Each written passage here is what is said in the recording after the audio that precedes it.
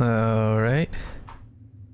Two of the first videos I uploaded to this channel had to do with tank suspensions in Gary's mod. Now those videos have aged like fine milk. So we're back at it again in 2023, looking at some more tank suspensions. Or realistically, you can put these on whatever you want, but I am known for building tanks after all, so tank suspensions. Alright, so now I want to bring up some tool recommendations. Some of these are outright required, really. Speaking of required, make spherical.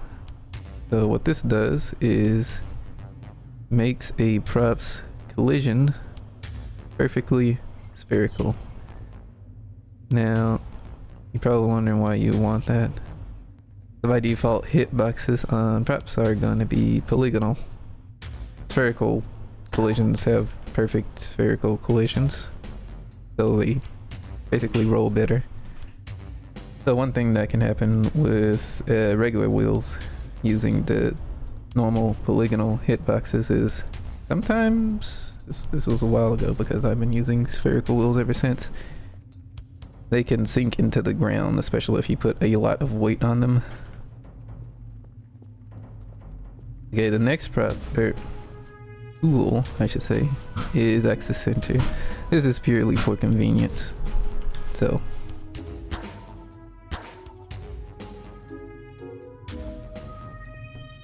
very easy way to put a wheel on something that just spins. Okay, axis center, quality of life. Next tool is advanced ball socket, or I guess technically ball socket center as well, but normally I only ever use advanced ball socket. What this does is you have limits. These limits are in the world space, and so you have to build a particular direction in the world. Oh, that's nice. By default, this wheel is free to rotate however it wants to. However, if I attach an advanced ball socket with these settings, it'll keep the wheel upright relative to the base plate. But you can see it's still able to spin. Constraint remover. This one's really nice. This is also for quality of life. So if you look at a prop and left click, it'll show you the constraints. You can even remove them.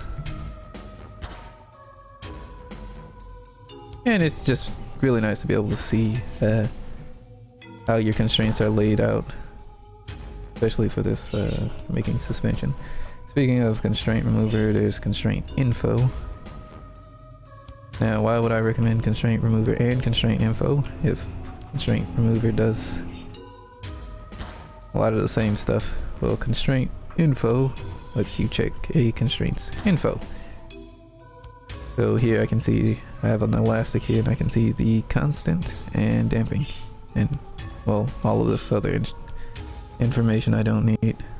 I will say a thing about constraint info is it can be kind of buggy, especially if you add a constraint to something. It'll like stop working until you dupe it and repaste it. So for more quality of life, we have the precision tool, and we will need precision alignment. You're just gonna need it to make some of these. Can be complicated, just don't worry about it. Another one that's nice to have is fading doors.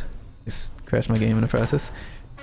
So what this allows you to do is basically reach around inside of a wheel. Very useful if you have something going on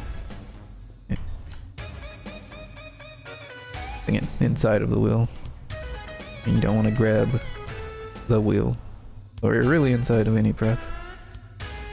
So yeah, that's just for quality of life. Another thing is multi-parent and multi-unparent. You don't need these to build suspensions. But I think if you have any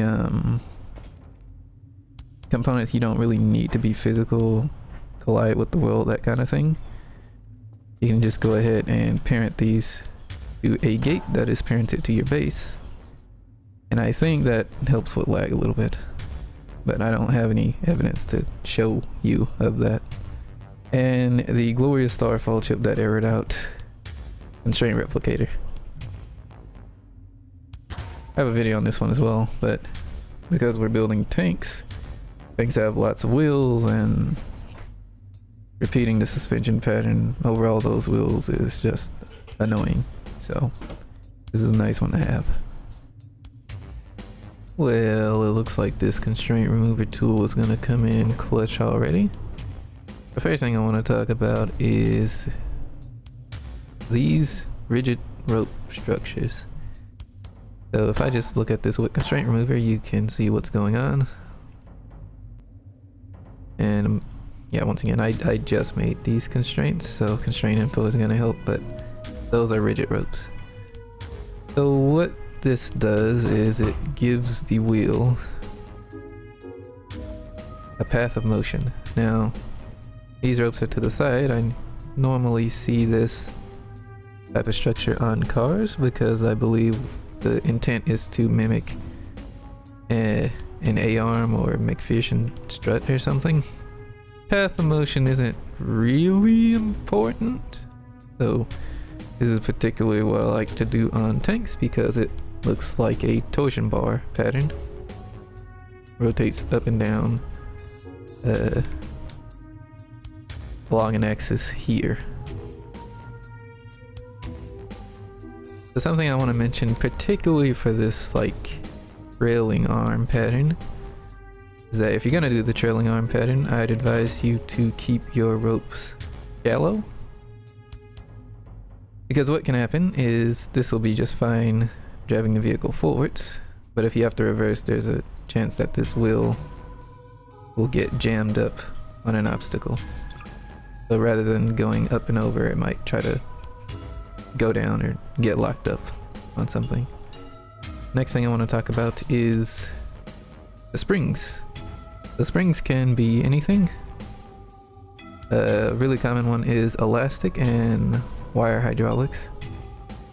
I think people are starting to switch over to elastics from wire hydraulics, but they both basically behave the same. You could also use other props to springs. But basically what this does is these will just float free because there's nothing holding them in place. But what the spring will do is hold it in place. And actually I'm pretty sure this can support itself. Yep.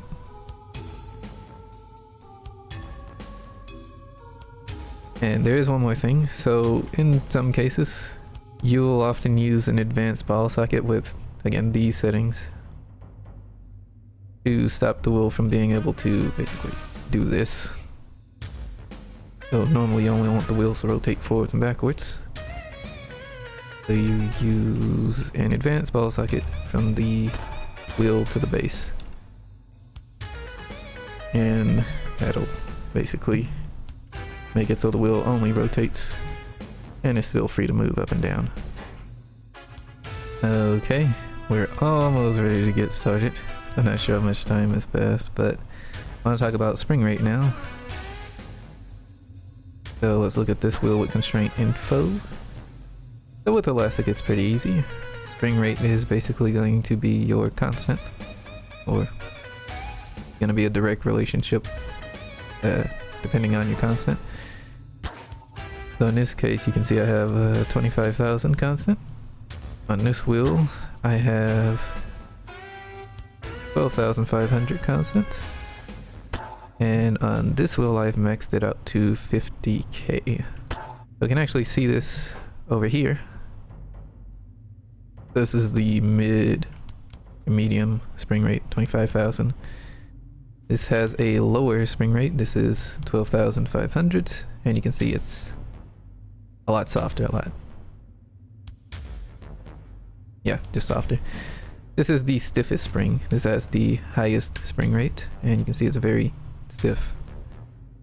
The other thing I want to talk about is travel. Now, this isn't a particularly great example, but travel would basically be how far up in, well, yeah, just how far up the wheel would be able to move.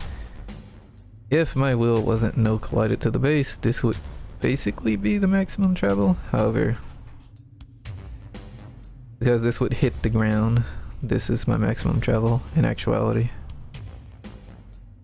Don't think about it too hard. All of these wheels basically have the same travel. So travel and bottoming out. So as you can see, this wheel basically doesn't bottom out. At least in here, I'm pretty sure it won't. In this case, bottoming out is when the base plate touches the ground. Again, it's not something you should probably be worried about. This is the low spring rate wheel assembly. You can see that one almost bottoms out. It goes through a lot more of its travel, and this one is basically never gonna bottom out. It's so stiff. Why am I mentioning travel? Well, that's basically it. Is just determining when you're gonna bottom out using a certain spring rate. So for tanks anyway, because they aren't sports cars or semi trucks, you generally like to have a lower spring rate. However, having a lower spring rate means that it's very easy to just bang your base plate on the ground, which wouldn't be very soft at all. There's another interesting thing. If I just unfreeze all these and let them sit themselves, this is gonna be a little bit messed up, but we'll just measure from here, sure. So let's assume this assembly is frozen. If I were to get the distance to the wheel from the base plate, you can see it's sitting right at about 41 inches. Okay. So when it's actually resting on the wheel, this becomes 36 and we'll just say a half. So this is sitting on about 5.5 inches. This one is able to support itself. It's almost at like 20. I think that's like 17 inches.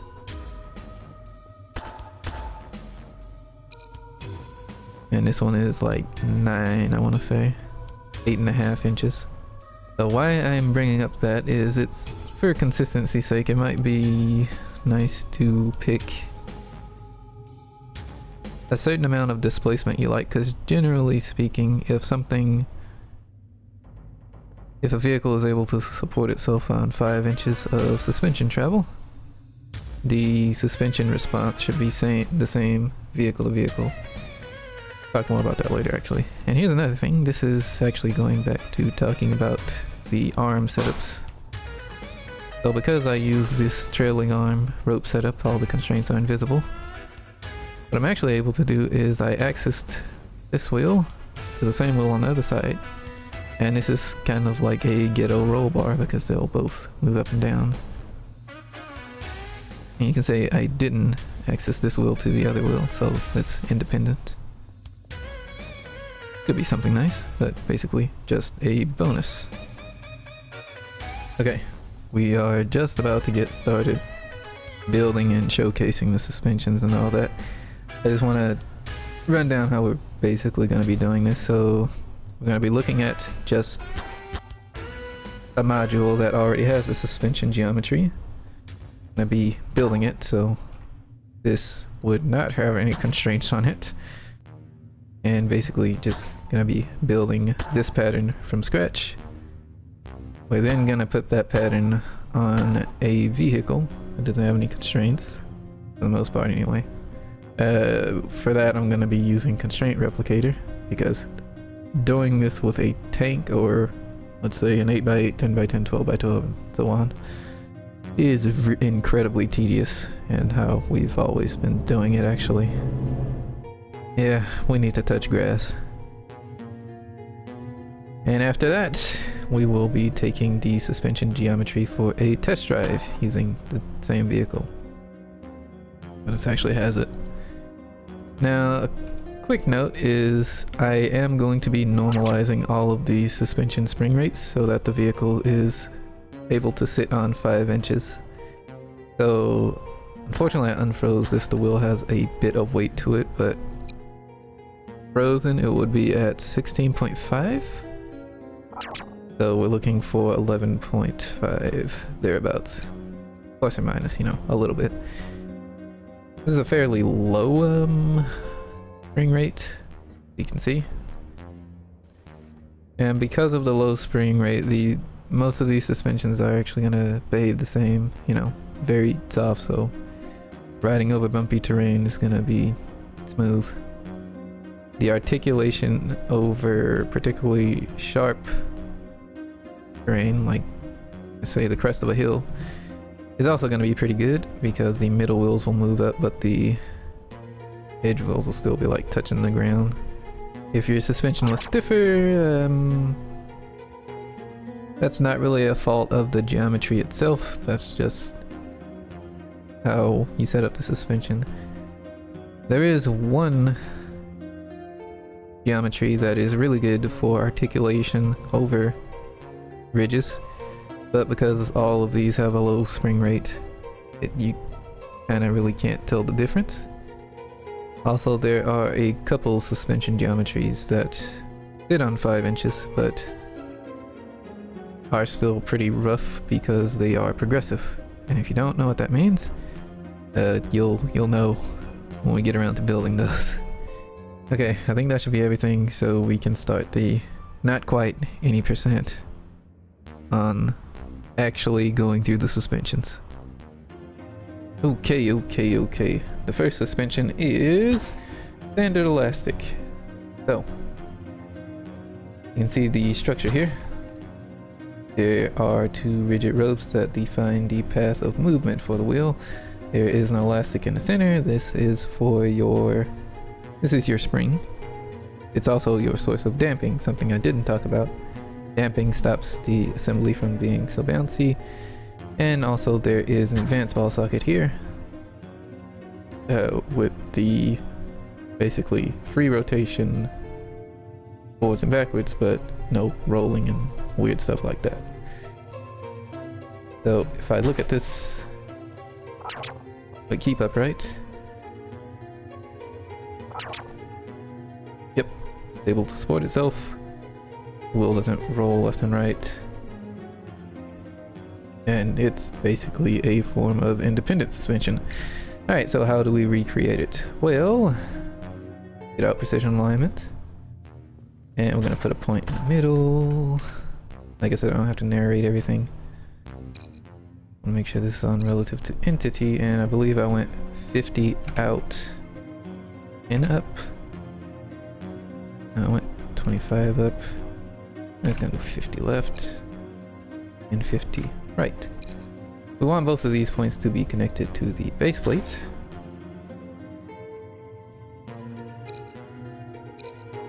Which is what the lines here signify. Give it a constraint remover, that's a bit distracting. And I just want to make sure point 1 is connected to the wheel. Okay, excellent. I will put constraint remover back on here because my constraints are going to be invisible. I don't really want to change them. So, constraints tab, rope, make sure it's rigid. We do not want at length or set length, or force limit for that matter. 1 to 2, it creates a constraint. 1 to 3. There's our rope setup. While we're here, we can go ahead and make the elastic. So we're going to stick 2 points in the middle of the wheel, and any one of these points, I'm going to pick point 2, is going to be connected to the base plates, and we're going to stick an elastic in there. I should have also mentioned re-elastic is a pretty useful tool. It allows you to change the elastic on the fly. Or not on the fly, but without having to delete the elastic and redo it. So there we go. Now is where I would put this ball socket on the wheel from the base plate, and you can do that. Make sure free movement is enabled, and you want these settings, thereabouts. Just want a free X and restrict everything else. However, I'm going to use precision alignment because I have the same settings here, so YZ lock. Well, the same, quote unquote. And there we go. The suspension has been replicated. Go ahead and do keep upright. There we go. Exactly the same as that one. Alright, now for putting this onto a vehicle. So this vehicle has no constraints from the rope wheels, all but one, because I'm assuming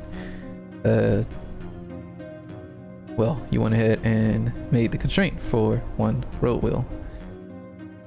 You can see there's the two ropes, the advanced ball socket, and the elastic. Once again, I'm going to be using constraint replicator, which is another video on, but you can get the crash course if you want. So here's something interesting. We're going to be copying the constraints from an existing thing onto kind of itself. So what we're going to do is the sample entity is the wheel, sample base is the base, entity marker, and the base is also the base. So we want to copy these constraints onto every wheel but this wheel. By every wheel, I mean every road wheel. So not the idler and sprocket, because those are supposed to be hanging in the air. I have 12 wheels in total, so it should be 11 every wheel but one. Should just be able to do the constraints now.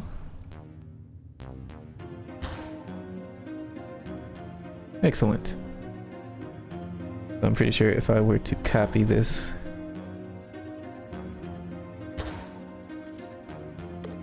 getting a little cramped in this garage. There we go. That's a suspension.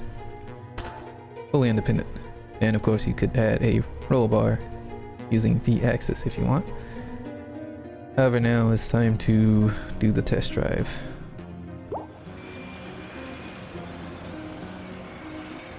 Okay, so you can kind of see the wheels doing some work on the outside. Moving up and down on the undulating terrain and all that. I didn't lose all my momentum. But how does it look from the inside? Now remember, once again, we've normalized the total spring force so that the vehicle sits on 5 inches of wheel travel.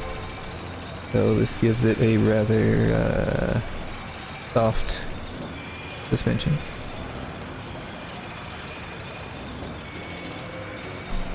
And yep, the ride is very smooth over these more like rally terrain.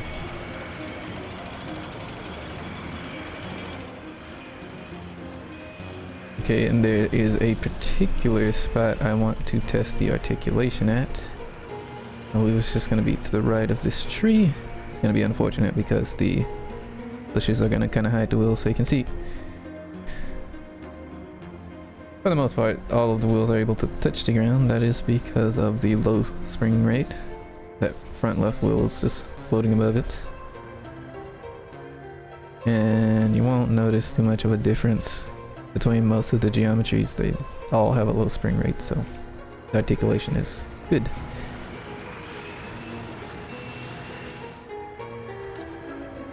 Okay, so one thing I forgot to mention is that if your suspension is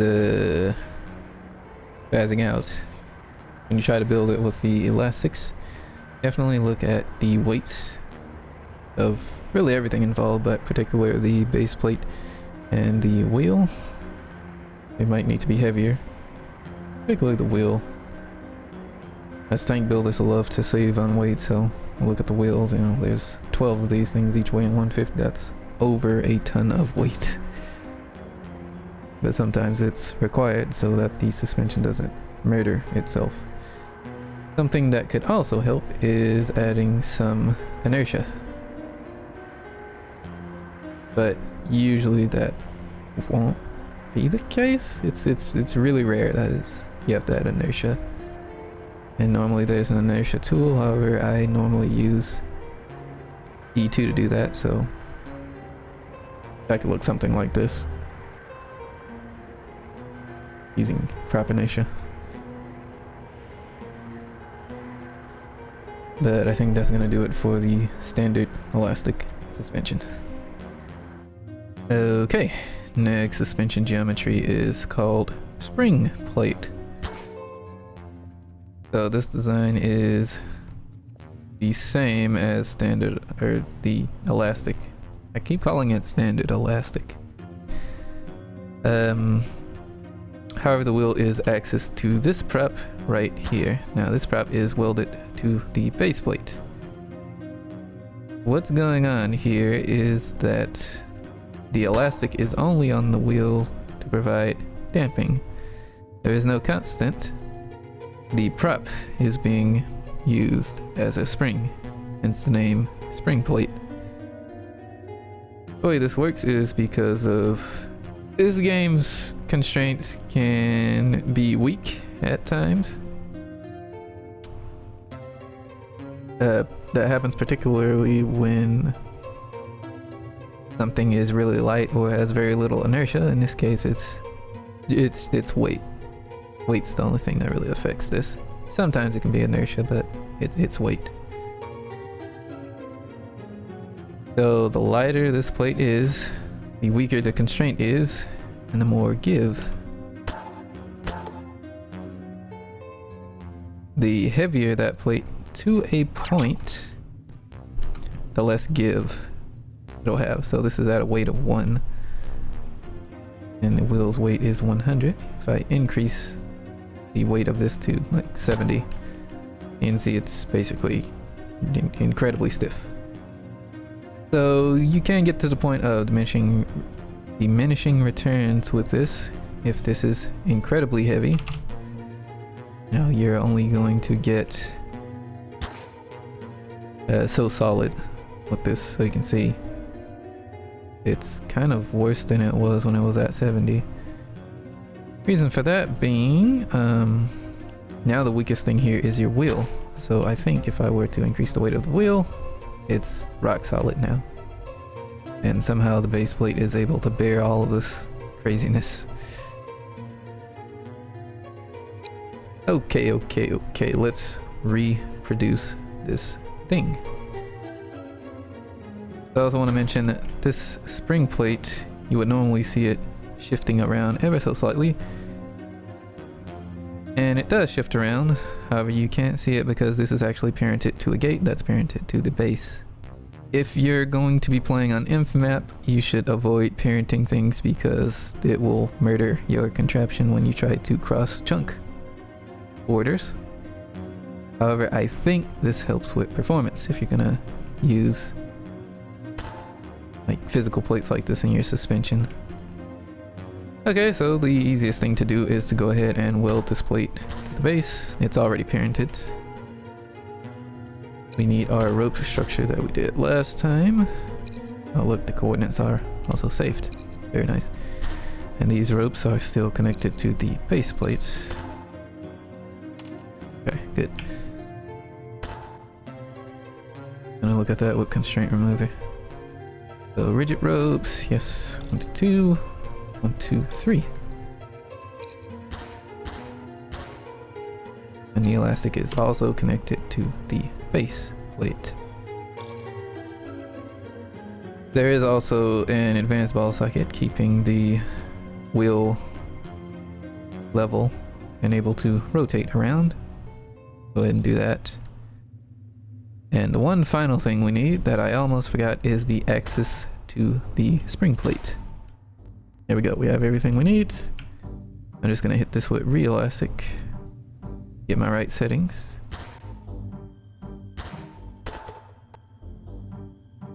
Keep upright. And there we go.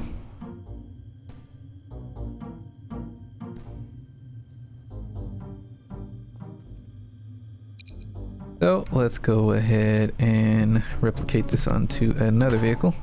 You can see I already position my spring plates and parented them. I have one wheel that has my elastic suspension setup. One thing that's weird is, looks like it's not accessed. Whatever. Let's go ahead and replicate this. It'd be fairly easy.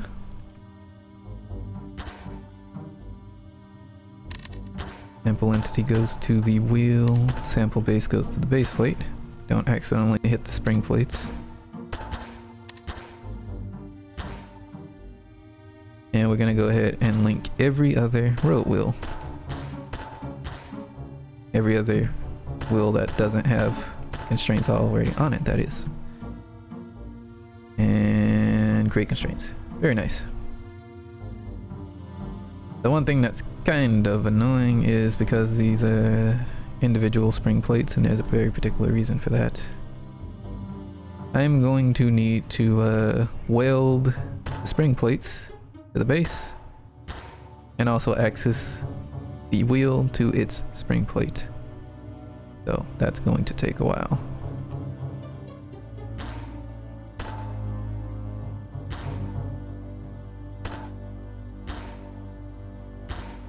Yeah, now we need to weld the spring plates down. Look at this freaking mess of constraints.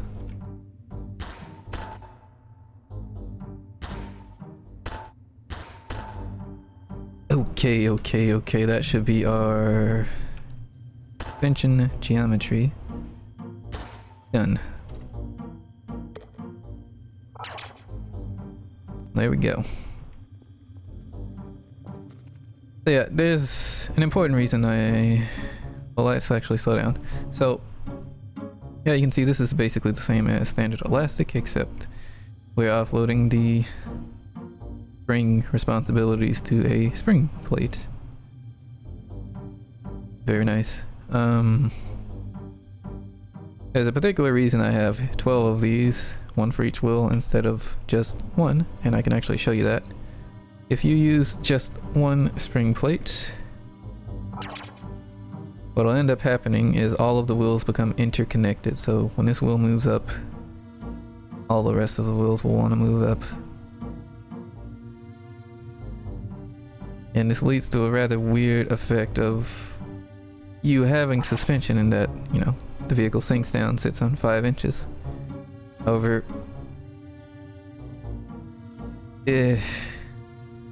it's like the vehicle doesn't have suspension. See? It's soft, but it's also very stiff. It's not good. Another thing is you might notice that some of the wheels sit lower than others in no particular order. There's a lot of artifacts you can get with this, and I'm not sure how to fix them. And this is, again, the worst on having multiple wheels connected to a single spring plate. So I would advise against knowing this design in particular. However, using spring plates, if you want, is not a bad design. Just go ahead and split them up, at least into smaller pieces.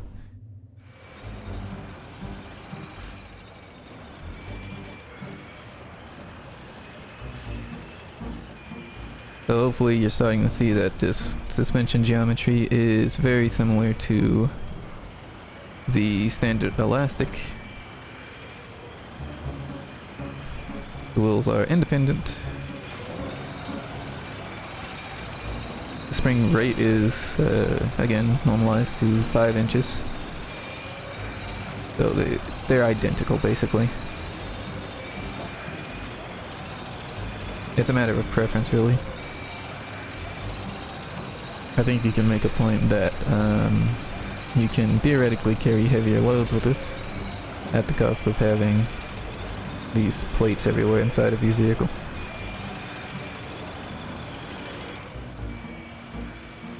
Articulation test. Or something like that. I don't really know. Yeah, I believe it was right here. Again, it's identical. It's able to grip the terrain, not because of the suspension geometry itself, but because the spring rates are basically the same.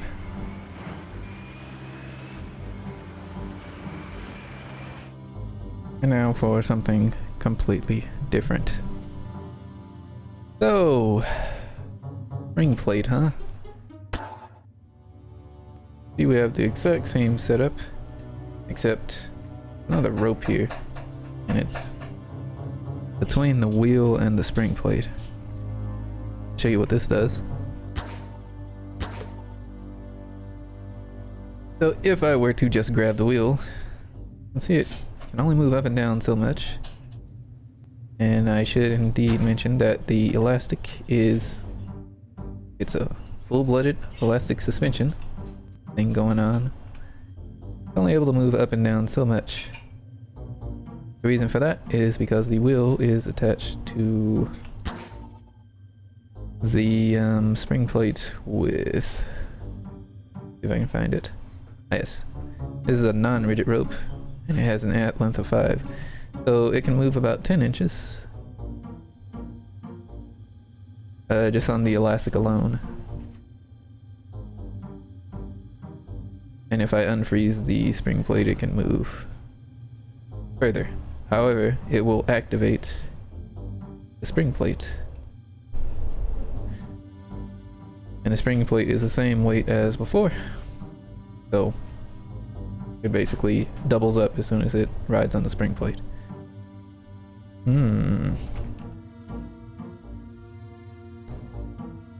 So the suspension appears to be stiffer because what's happening is initially it's sitting on the elastic, but when the wheel moves a certain distance it activates the spring plate and it stiffens up a little bit more. So without the spring plate we can do a comparison just by removing the rope. There you go. So I believe you can find a video on YouTube, Leaf Springs? I don't think that's what the video name is, but it's a video by Red Reaper. I'll probably link it in the description somewhere. And you can actually have as many of these as you want, but that's enough of that. Let's actually reproduce it.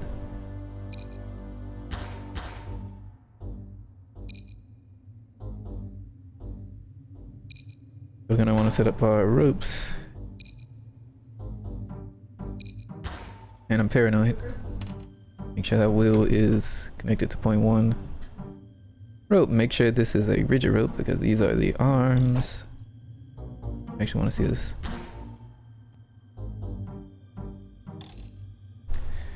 Okay, now we need the elastic.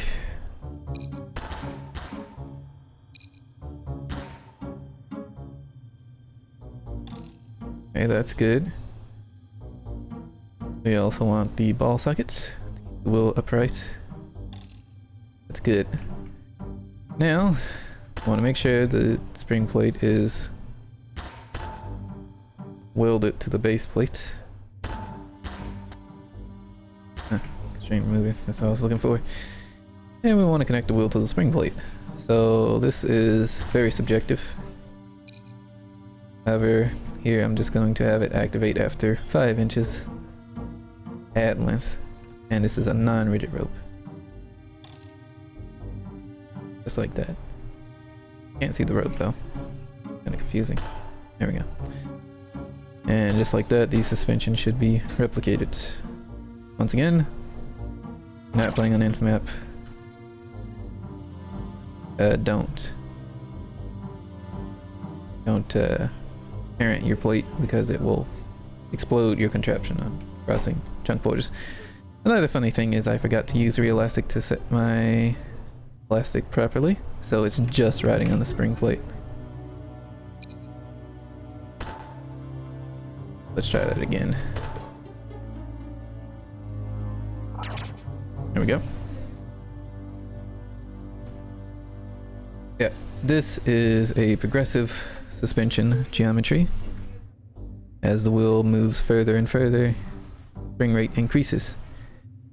In this case, it's kind of an on-off switch. Is the wheel past 5 inches? If yes, then yeah, spring plate kicks in. Just ignore this great visual bug. I'm not sure how that happened. Once again, we have our elastic suspension setup on just one wheel and none of the other ones. Let's get the handy dandy constraint replicator.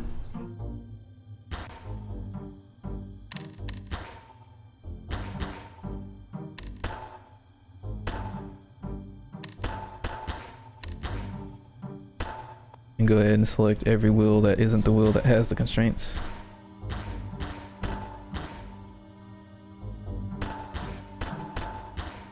Should be 11 in total. Yes. And hit G. There we go. That's part one done, but we still need to connect the spring plates to the wheels. So this is going to be fun. Let's move this. Not even this wheel is connected to its spring plate, unfortunately. The constraint replicator cannot help me here, because they all have individual spring plates. So that's 1, 2, that's 3, 4, 6, and 8. Okay, once again, these are non-rigid ropes. I'm just going to leave them at just outside of what the vehicle sits on, so 5 inches. 3 to 4, 5 to 6, 7 to 8. And yeah, this is just gonna take a minute. Ugh. Alright, that's over with. I have schizophrenia, so let's just check and make sure everything is connected where it should.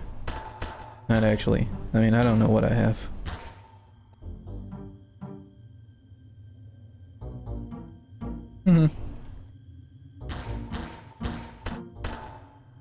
Okay, there is the entire suspension attached to the vehicle.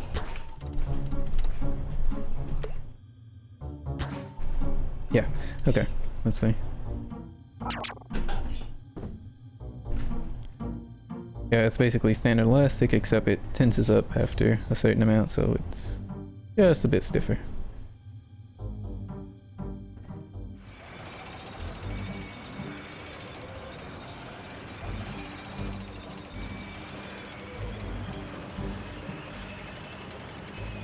Okay, so because this geometry is progressive,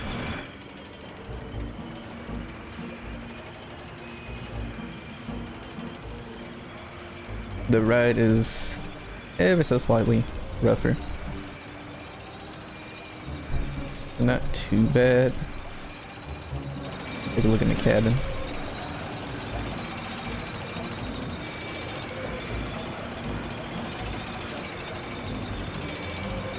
Of course, the ride on this will depend on how you set your spring rates up and your zones, and how many zones you have and all that. So the spring rate is progressive, but the damping is not. I'm not sure if maybe you can do something with a stretch-only elastic, then you need multiple elastics just to get damping. Okay, we're almost to the spot. The right of this tree here. We can check the articulation. It's gonna be worse because it's progressive, although it doesn't seem to be a whole lot worse.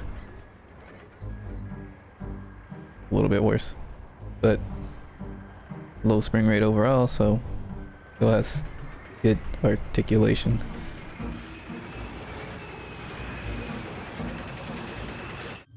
Okay, next up we have the Red's Bogie, and yes, he has a video about it. So this is interesting because normally we've been looking at suspension geometries that only pertain to one wheel, so they were independent. This has 2 wheels and a spring prop. Spring plate, I guess. So these ropes share a common point going from the wheels to the base plate that's running through the center of the spring prop. Spring plate. Gosh darn it. We also got our ball sockets for keep upright and a couple elastics for damping. So no constant, just damping. The interesting thing about this suspension is that yes, the wheels are access to the spring plate, but the spring plate is also access to the base plate, which allows it to pitch. Now for this, I did have to give the spring plate a little inertia because by default this one, it's like a decimal value and it makes the plate do some very weird things. So I just set it to 1. And if you see 0, that just means default because it checks if it's a non-zero number first. So if I look at my base plate, that's the actual inertia, whereas this is just 1 because it's a decimal number. Alright, so the spring plate is parented to the base, but it can rotate because of the axis. So you can see normally this would rotate, but it's parented. So you shouldn't do this if you're planning to take this on Inf map for whatever reason, but I think it helps with performance if you do this. So let's add some interconnection between the two wheels. Good for articulation. So you can see these neat collisions. You see when one of the wheels gets forced up, the other gets forced down, which gives it some nice articulation.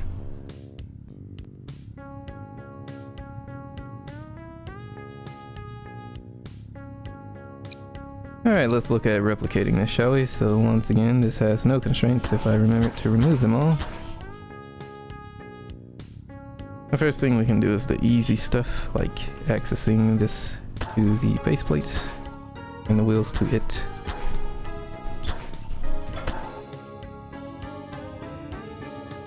And we can even cheat a little bit.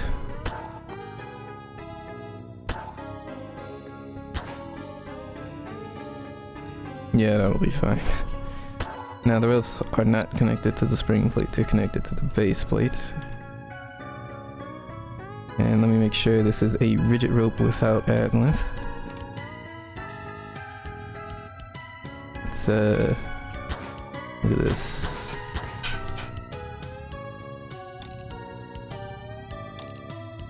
Excellent. Do the other wheel.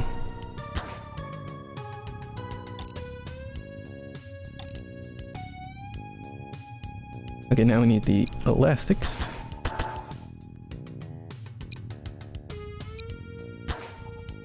And these are for damping only. I'm just going to fix these with rear elastic, however. And the ball sockets. To keep the wheel upright. Now, I think that's everything. Let's give it a shot. Oh, no. Rear elastic. There we go.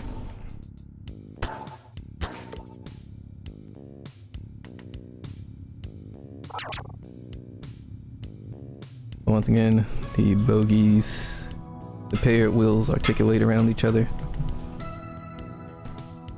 And yeah, that seems fine. Okay. That being done, let's put this on an actual vehicle.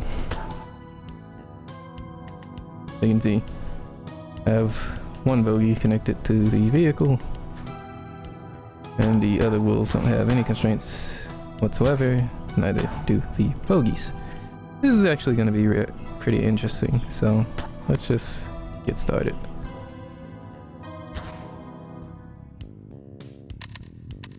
So for our first sample entity, I'm going to do the back wheel.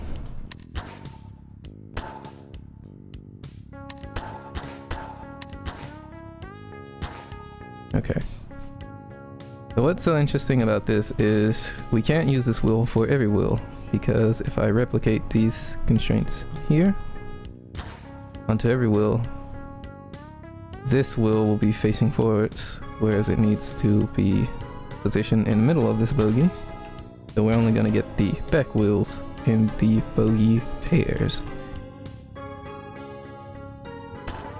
So this wheel, this wheel, this wheel, this wheel, and this wheel.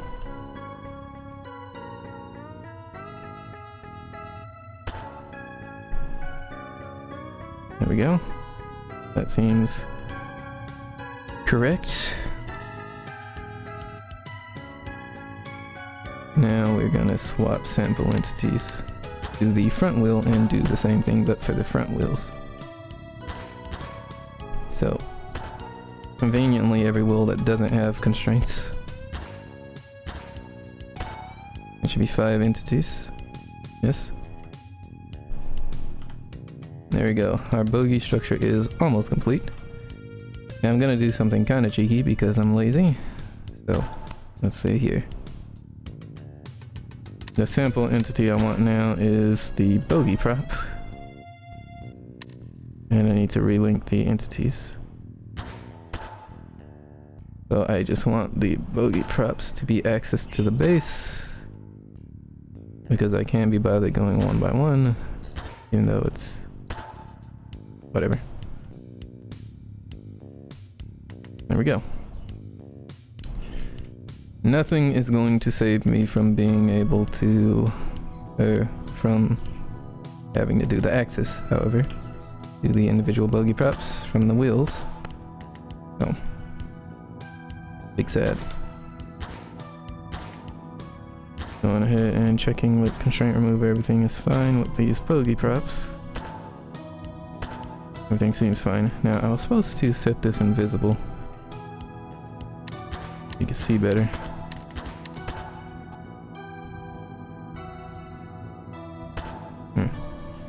Okay, let's see if it worked. It seems like it. Yeah. So another funny thing with this, I'm pretty sure this has a side lean to it. This one doesn't. Probably because I rebuilt the suspension. But yeah, like I said, there's some artifacts with using spring plates. Very strange.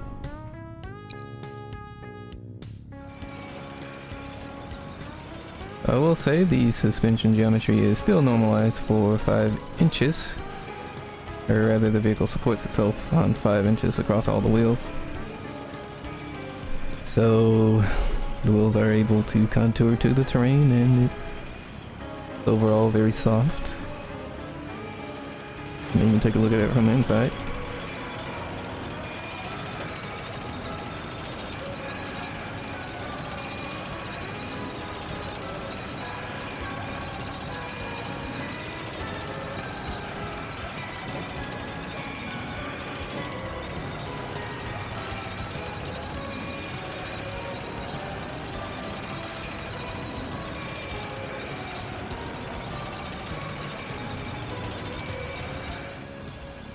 So normally interconnected wheels have the best articulation by far. However, all the suspensions I showed so far, I use a very low spring rate, so they were able to grip the terrain very well by default. However, you can sort of see, yep, that wheel moving up forces the front wheel down, even though this vehicle's kind of long.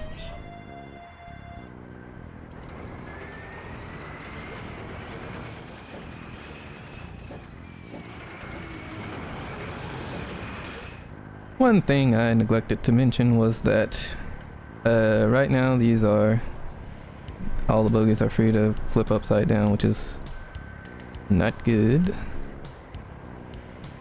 But what you can do is limit that with an advanced ball socket. So the YZ lock. And let's limit it to say 10 degrees, both axes. And I can see when I try to fizz gun this, it only goes so much up and down. However, I've been using unlimited bogies, and that'll basically do it for this geometry. Are you ready for another suspension I stole from a YouTuber? Alright, so I'm just gonna call this torsion prop. It's basically standard elastic but instead of using ropes, we use a prop that has an axis on it. And somewhat similar to Springplate, you have the wheel axis to that prop. Whoops, I forgot to deafen.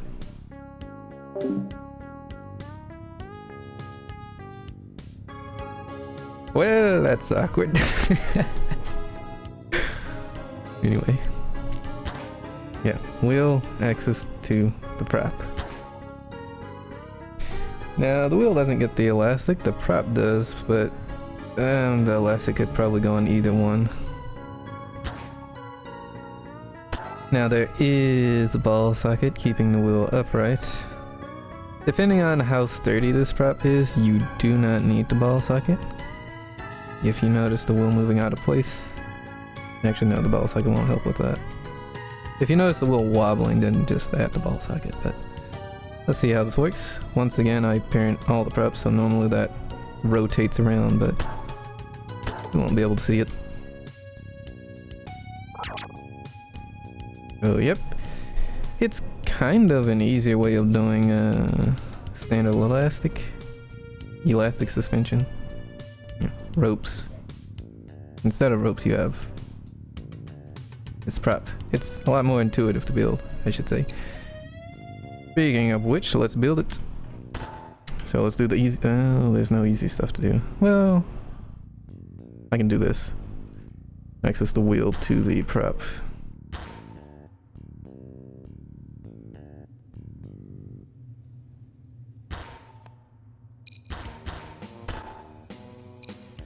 Go ahead and put the ball socket on too. That's an easy thing we can do. 1 to 2, Y, Z.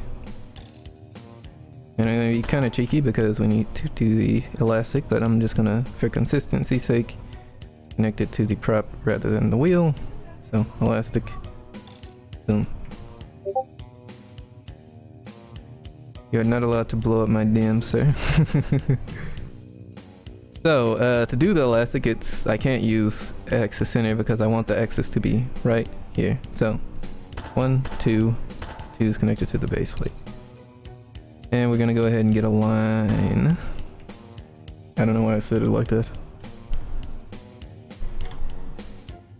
Okay, axis. How do we do the axis? So, first of all, the axis is going to rotate around the line. So just go ahead and select it. Instead of going 1 to 2, we're going to go from 2 to 1. This is base plate to the hinge. Go 1 to 2, it's going to, or rather hinge to base plate is going to be incorrect. Incorrect. Incorrect. 2500. The elastic.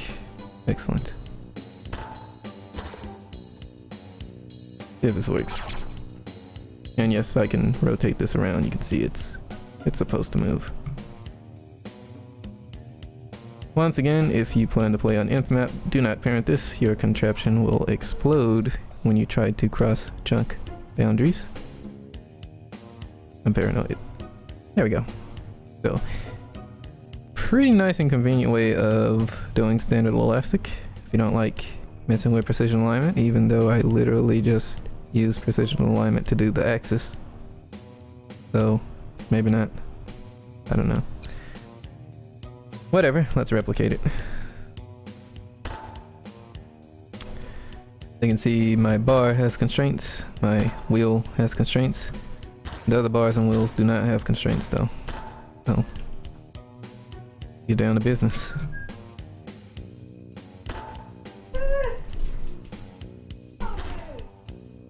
Let's actually do the... What does the wheel have? We'll do the wheel first. Screw it, yeah. I'm pretty sure the only constraint that has is the ball socket.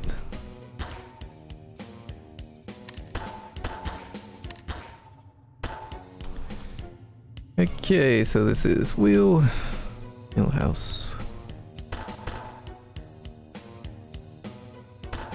We do every other wheel.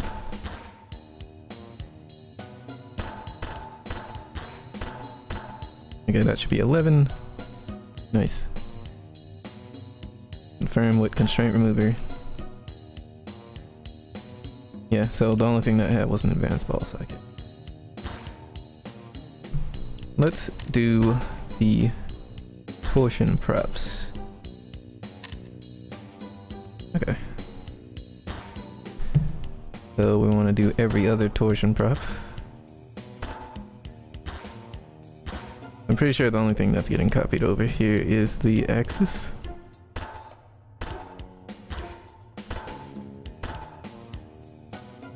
Should be 11, let's confirm. Yeah.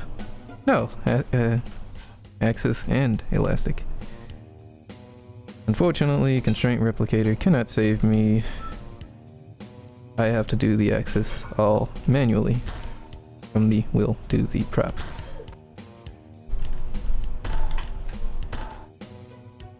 Alright, whatever. I think there's some artifact somewhere with how I did this. Don't think about it too much. Just work. All of this just works. Okay, let's confirm. Seems fine. Yep. So yeah, this is going to be identical to using elastic suspension because it's literally an elastic or hydraulic. Pick whatever you want. And it's independent as well.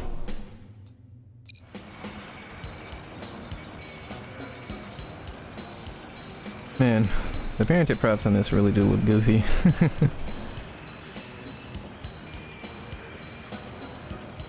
Once again, you can see the wheels putting in some work.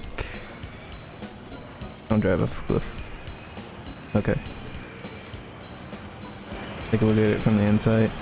Once again, the vehicle's total spring force, or the force required to the spring rate, is normalized to the force required to support the vehicle at 5 inches. That is a mouthful.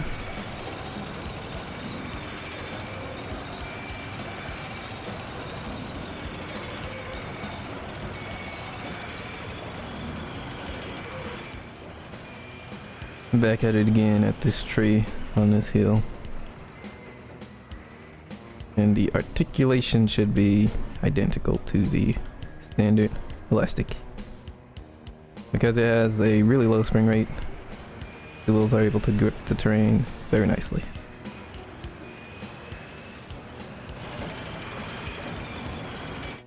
Okay, now I would really love to take credit for this one.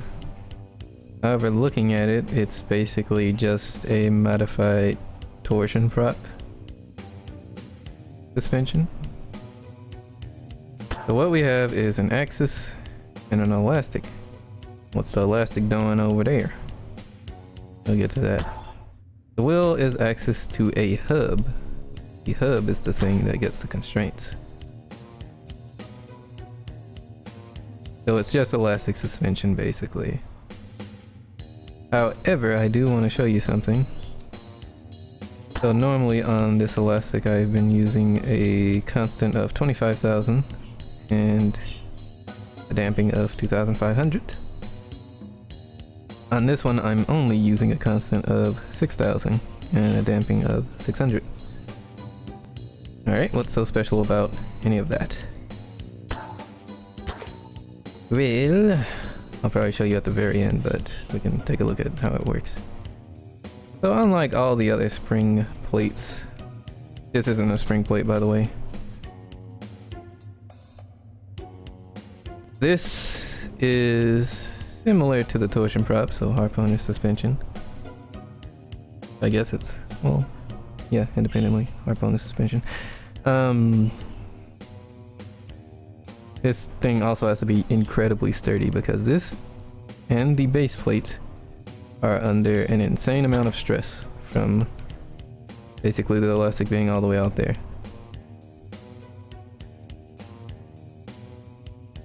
Because that prop has to be so sturdy, I don't have a ball socket on my wheel because it's able to keep upright for the most part. There are no rigid ropes. The axis is instead used as something to control the path of movement here. because it doesn't matter that this hub can't rotate. Actually, that's a good thing because that elastic is what's providing resistance. Let's actually see how that works because it's literally just standard elastic. I also don't mind elastic, it's just being funny because it's... I forgot to mention the hub is actually parented to the wheel, so it moves with the wheel rather than just sort of sitting there awkwardly. So constraint remove is gonna be showing some false positions.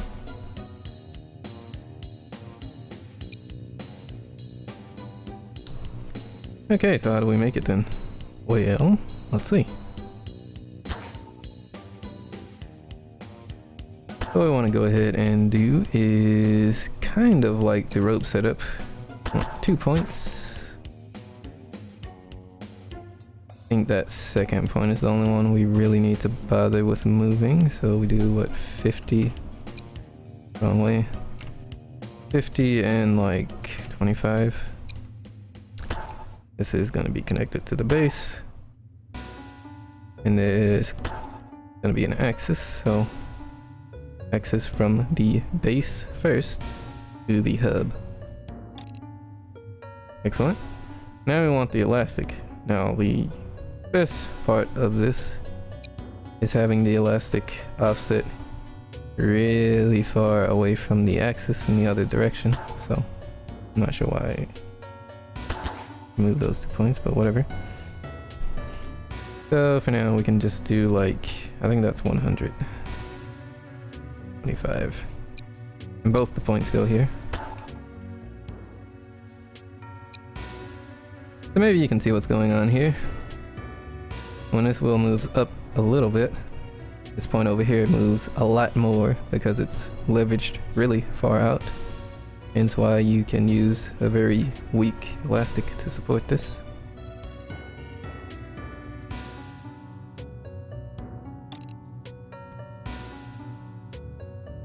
So I believe that was 6,000.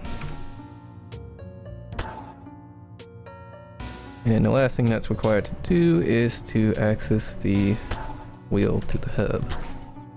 And I believe that is it. You can add a ball socket if you really want to, but not required by any means. There we go. Actually, you can see it's probably under a bit too much stress right now, actually. Yeah, it'll be fine. The thing to mention, I didn't put any inertia on this. Yeah, it's all stock. I think this is keep upright more than anything doing this. Yeah. Anyway, let's replicate it. Oh, I forgot to clean up. Give me a minute. Actually, the wheel only has one constraint. To the hub. I'm just thinking I should have left the other wheel's access to the hub because I don't want to do that again. Actually, the focus on this is going to be the hub. That's my Discord, by the way. Or is it? You should go check your Discord now. They're here. I do not have time now. Let's see. So 1, 2, 3, 4, 5.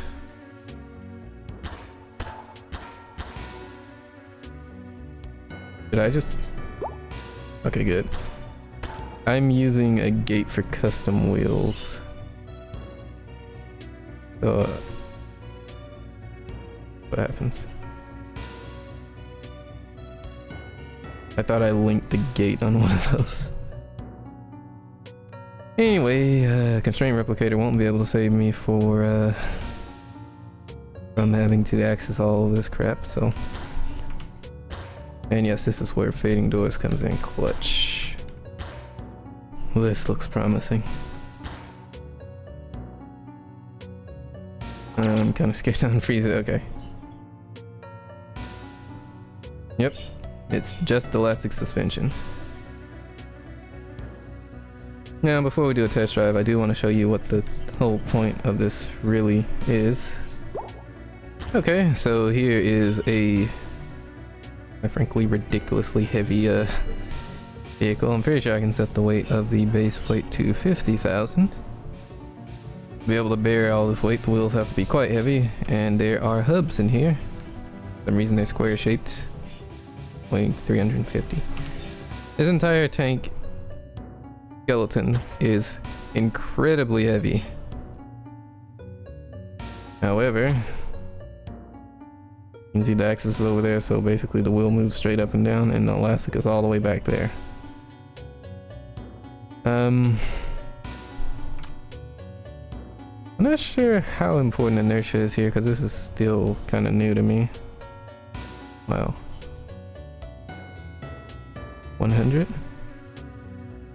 I'm pretty sure this is mostly dependent on weight, but yeah, you can see there's a little ballast bar out front here. See by the shadow. This is able to sit just fine on one elastic basically per wheel. Normally what you'd have to do with standard elastic is have multiple elastics per wheel. The only downside is you are using a physical hub prop. But this can be parented to the wheel. I think that's better for performance, if you're gonna use a prop at all. You can't do this if you're gonna do inf map though. Yeah, you have to leave it unparented, otherwise your thing explodes. But yeah, this is just fine. Able to support itself. You can see it's under so much stress though, that every time I fizz gun it, the freaking chassis rocks back. So, that's not good.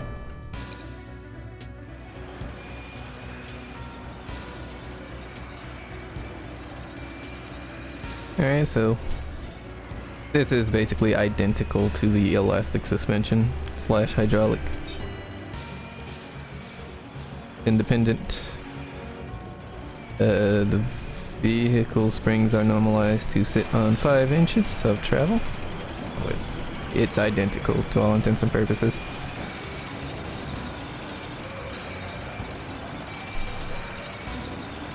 I guess technically if you wanted to min-max, you could only use this if your vehicle gets really heavy, or just don't use it at all because, you know, hub, physical hub and all that. I don't think people are too huge of a fan of any sort of prop suspensions, or pseudo prop I should say. Okay. This bush. Unfortunate that this really kind of obscures the vehicle, but yeah, you can see basically as with the elastic and the derivatives of the elastic, all but one of the wheels are able to touch the ground because of the low spring rate.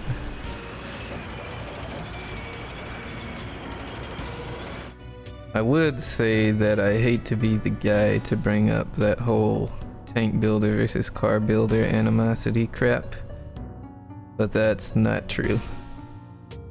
This is rope suspension, slipknot not included. So you have your 2 ropes that define your path of movement. Those are rigid. You have this 3rd rope that is also rigid.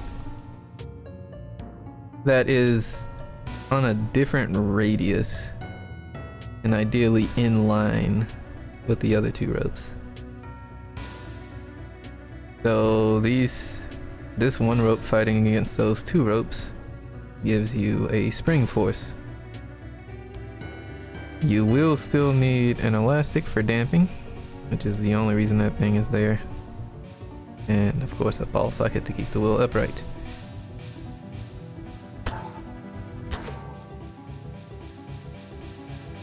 Also, I'm pretty sure this suspension design is aggressive because, well, this is like the difference between 2 giant circles, well, not giant circles, but circles, which always gets bigger and bigger.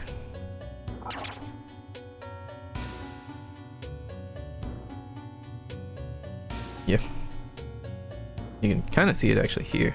The difference between the angle between these 2 lines is kind of what determines your spring. You can see that difference gets bigger and bigger. Let's make it. And you're gonna see firsthand why I am not a fan.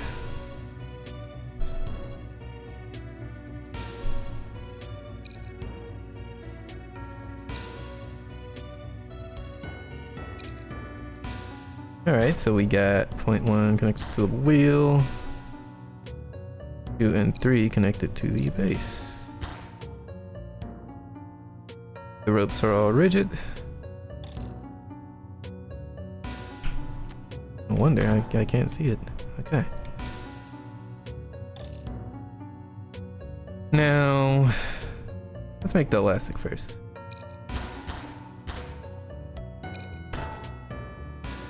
I believe the elastic is, that's fine. I'm not gonna use real elastic, I'm just gonna make it one time. Build it one time. Okay, now for the fin part. I need to position this third rope. So, I'm just gonna use the other one roughly as a guide. We're not gonna use points for this, we're gonna use a line. So, normally I've been using points to set up my ropes, we're gonna use a line. So, line 1, relative to entity. We want the start point to be in the middle. We want to start off kind of like how we set up the ropes, except with no Y, so 5. Set. Now, if I double click line 1, it'll update all the properties here. I'm interested in the length over here. So let's try a length of 30.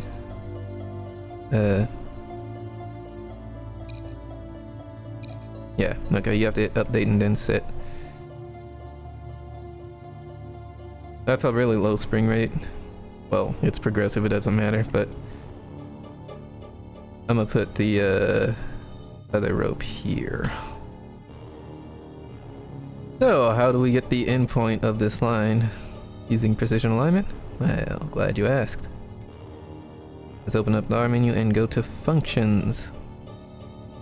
And the stuff pertaining to points is going to be on the left hand side where everything's red, kind of like the points. So we're looking for line endpoint. Tap right there.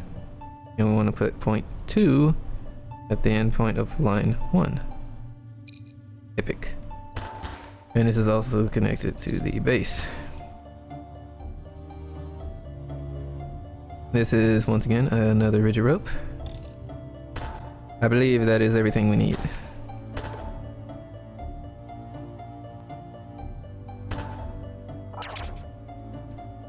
There we go.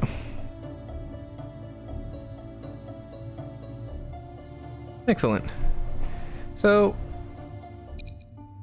let's go ahead and replicate it, shall we?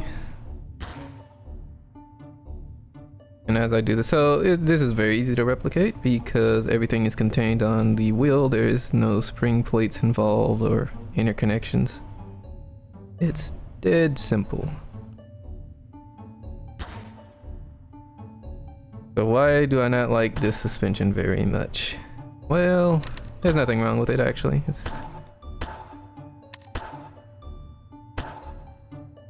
You know, it's a suspension concept that works. My only problem is tuning it.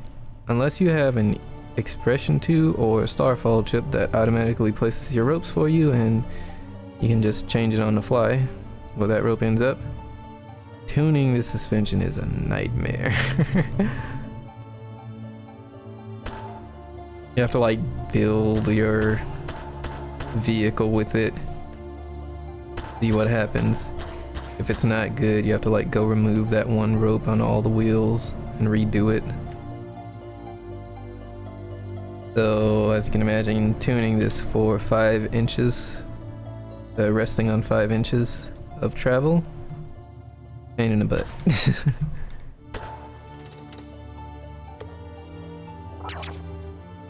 But in theory, this can carry very heavy loads. It's just progressive and very freaking stiff.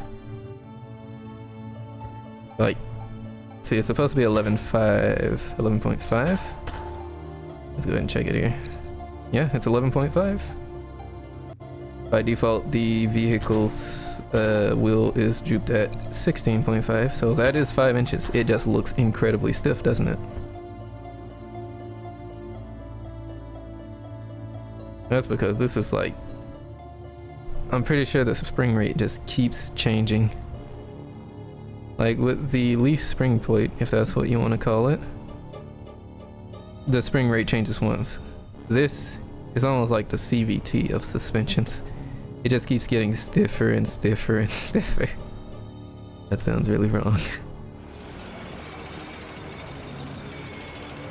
So here is the suspension at work.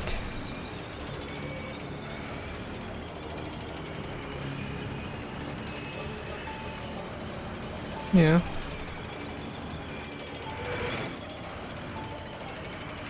Kind of doing its job. But if the vehicle comes anywhere close to sitting on more than 5 inches, then very rough on the inside. Let's just say that.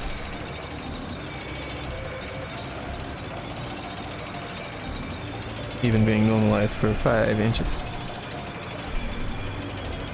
I'm not sure, maybe this is supposed to be used as like in addition to the elastic, like you're not manning sitting on this, you're just sort of like a very, very low spring rate additive effect.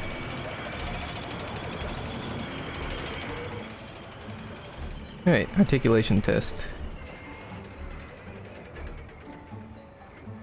Man, what were you expecting? It just stiffens up so much.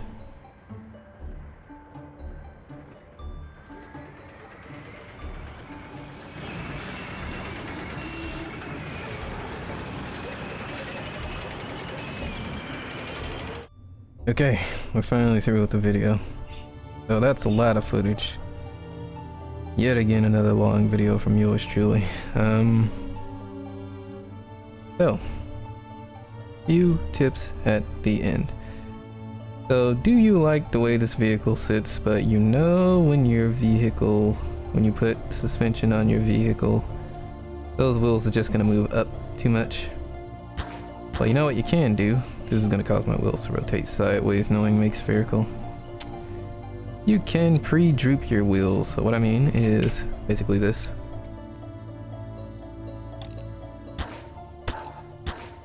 So I like to use 5 inches of suspension travel to sit the vehicle, so I droop them by 5 inches.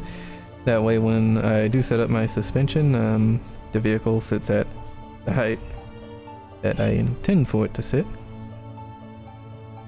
Something that is not suspension related at all, but helps with driving, particularly on roads, because tanks hate driving on roads, my tanks anyway, is you can try messing with the inertia on the wheels. So that's my drive wheel inertia, don't worry about that too much. This is basically 120 inertia, but I'm doing some like fancy stuff that I picked up from a car builder. Maybe I should take back the mean things I said about car builders, but I refuse. So yeah, more wheel inertia is nice. And kind of help mitigate any sort of wobbling you're having, like left and right, when you try to steer on roads in particular. What else? So yeah, a lot of those suspension geometries, some are using spring plates, but all of them in general, just take a look at your vehicle's weight. Mostly it comes down to weight of all the of everything really. Spring plates, the torsion props, wheels, base plate. Mostly the wheels and the base plate. Sometimes you have to adjust the inertia, but after doing a little bit of research for this video, doesn't seem to really be the case. You can always try it if adjusting the weight doesn't work though. So another thing you can do is you could always experiment with combining suspension design. So I know for a fact this mouse clone is using Bogie structures, but I'm also using hubs. So in these wheels, there are hubs that are connected to a central Bogie prop, and they do Bogie stuff. And with all that being said, I think that's going to be the end of this video. It's long enough. Have fun.